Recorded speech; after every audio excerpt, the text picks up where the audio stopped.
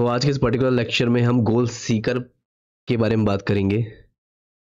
हमने अभी तक pivot table, V lookup, Meta data validation, event slicer के बारे में बात कर लिया है। अब ये गोल सीकर क्या है? बेसिकली जैसे कि एक एग्जांपल लेके आपको समझाता हूँ। जैसे कि मैंने यहाँ पे एक शीट बनाया हुआ है जहाँ पे मेरे पास प्रिंसिपल अमाउंट है। लेट्स से कि मुझे 18,000 रुपीज़ का कुछ अमाउंट को परचेस करना है एंड उस पर जो इंटरेस्ट रेट है वो है 12% एंड 60 मंथ्स के लिए मुझे इसे परचेस करना है। तो मेरा मंथली पेमेंट कितना बनना चाहिए, ये मैंने इस particular formula it is PMT formula जो है, ठीक है, जिससे आप बेसिकली पर मंथ जो आपका कितना स्पेंड होना है, कुछ बेसिकली पैरामीटर जैसे कि अमाउंट, इंटरेस्ट रेट और टेन्योर से आप क्या कर सकते हैं, लगा सकते हैं। तो ये मैंने यहाँ पे लगा दिया है। तो मेरा मुद्दा क्या है यहाँ पे? मुद्दा ये है कि मुझे अब लेट्स से मेरे पास मैंने अगर कोई भी अमाउंट चेंज करूंगा, जैसे मैंने अगर इस अमाउंट को लेट्स से 20,000 कर दिया, 20,000 करने पे मुझे दिख रहा है कि यहाँ पे ही चेंज आ रहा है मंथली पेमेंट पे। इन द सेम वे अगर मैं तीनों में से कोई भी पैरामीटर चेंज करूंगा तो मेरा मंथली पेमेंट डेफिनेटली चेंज होगा। बट लेट्स से मुझे अब रिवर्स करना है। रिवर्स यानी कि मुझे ये जानना है कि मेरे पास सिर्फ और सिर्फ 300 रुपीज़ ही मंथली में पे कर सकता हूँ। तो मुझे ये जानना है अब कि कितना मंथ्स के लिए मैं इसे यूज़ कर सकता हूँ, यानी कि कितने मंथ्स का मैं टेन्योर ले सकता हूँ। मेरा इंटरेस्ट रेट क्या होगा ये भी मैं चेंज कर सकता हूँ। यानी कि आप तीनों में से कोई भी फिगर मैनिपुलेट करके आपको 300 रुपीज़ अमाउंट चाहिए वो आप फिगर आउट कर सकते हैं। उसके लिए काम आता है गोल सीकर। तो गोल सीकर के लिए आपको करना क्या है? गोल सीकर के लिए बेसिकली आपको ये स्टेटमेंट यूज़ करना है, it is what if analysis part है, उसे हमें यूज़ करना पड़ेगा। उसके लिए आपको जाना है डेटा सेक्शन के अंदर।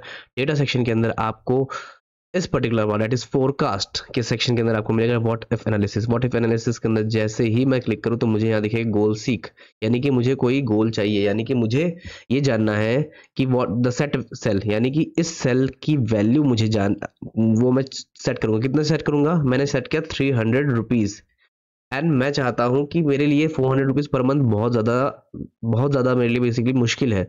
मैं चाहता हूं कि मैं अपना टेन्योर बढ़ा दूं।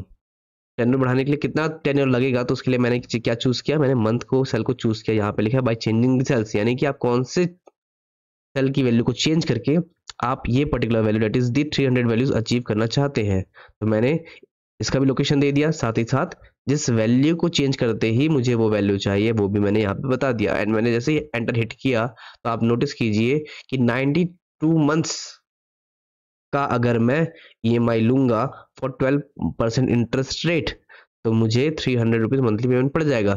इवन आप डिफरेंट पैरामीटर्स के ऊपर भी इस चीज़ को अप्लाई कर सकते हैं, इस बेसिकली फॉर्मूला को अप्लाई कर सकते हैं। आप ये देख सकते हैं कि कितना, just let's say for example मुझे कोई फ़ोन खरीदना है लेकिन मैं 300 रुपये ही पे कर सकता हूँ। तो मुझे जानना है कि अगर 12% इंटरेस्ट रेट है और मैं 60 महीने के लिए पे कर रहा हूँ तो मुझे फ़ोन कितने तक का लेना चाहिए। तो इसके लिए फिर से अगेन मैं एक बार फिर से गोल सीकर में गया। मैंने बोला मुझे 300 रुपीज़ चाहिए एंड कौन सी वैल्यू का चेंज देखना है, मुझे इस वैल्यू को चेंज करना है। तो अब मैं अगर जैसे ही किया तो आपको दिख रहा है कि मुझे 18,000 का फ़ोन नहीं लेना चाहिए, मुझे लेना चाहिए 13,486 रुपये का फ़ोन लेना चाहिए। तब मैं 300 रुपीज़ मंथली पेमेंट कर सकता हूँ। तो इस तरीके से आप किसी भी वैल्यू को फोरकास्ट कर सकते हैं with the use of what if analysis. So I hope you found this lecture useful. In upcoming lectures we will go with more additional features of Excel and उसके बाद हम एडवांस Excel की तरफ move करेंगे. So till then, bye bye, have a good day.